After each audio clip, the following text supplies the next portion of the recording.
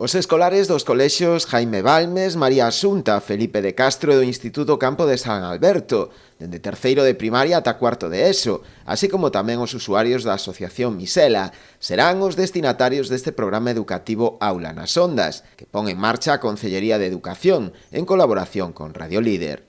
O obxectivo do mesmo non é outro que traballar o eido da comunicación cos rapaces, o tempo que se dá a coñecer tamén un medio de comunicación, como é a radio.